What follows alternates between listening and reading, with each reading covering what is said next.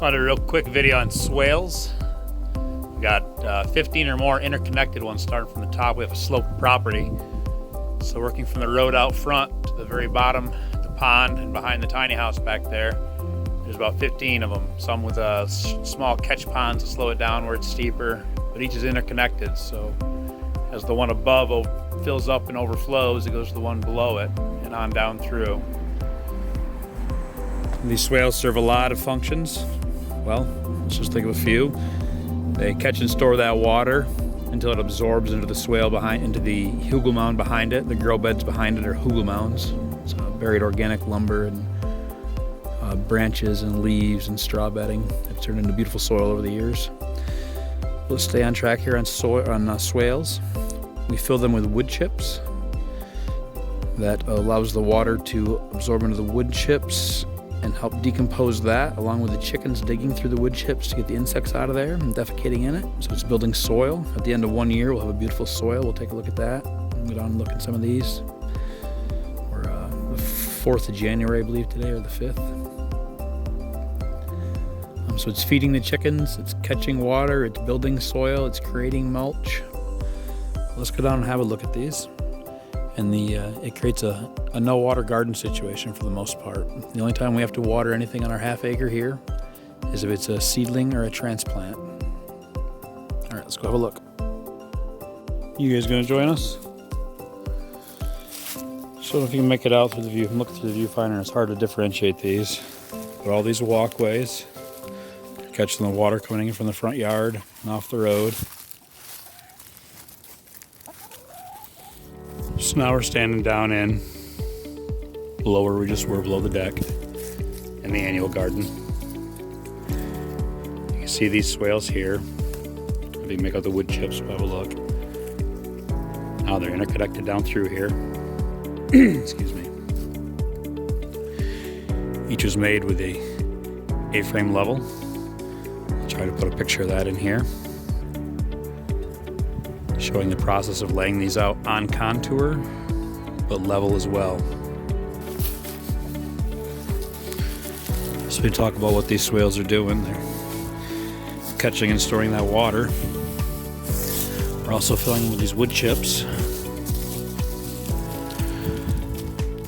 You make out the white there under my thumb. That's the fungal component coming and helping out. It's the teeth of the forest. The wood chips themselves are very high in carbon. The chickens pooping in there is very high in nitrogen. Together it breaks down just like a compost pile would. There's the swales on this side. This swale here used to be property wide. We had a little tunnel under here. I'm sure it's full of debris by now. But there's where we just were. Each of these swales flowing into the next one, working their way down through.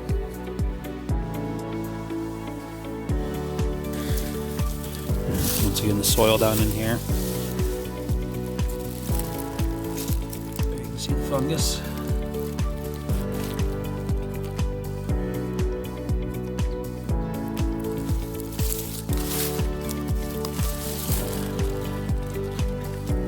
Those wood chips into that beautiful soil. I'm shooting.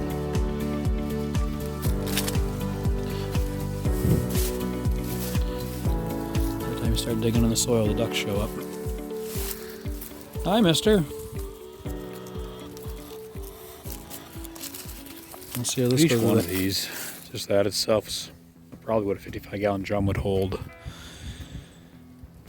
So you can imagine how many gallons are going up through here. 5, 10, 15, 20. I've done the math on it. With the ponds, we're at thousands of gallons. Just the catch ponds, not the lined ponds. And they fill up with a 15-minute good heavy downpour. Maybe I'll try to attach some pictures and videos of me out here in the rainstorms, showing them filling up and flowing into one another. Just getting downpoured. You see it coming off the road there. this swale's moving it.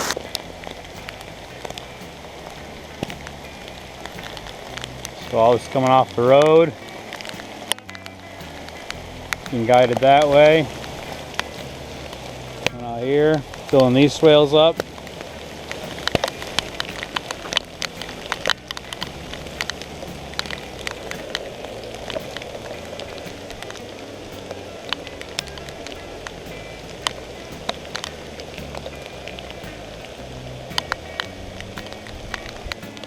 The swale's full. The side's full.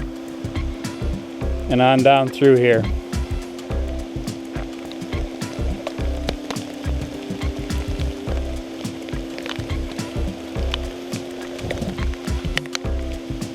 All the way down to this bottom swale.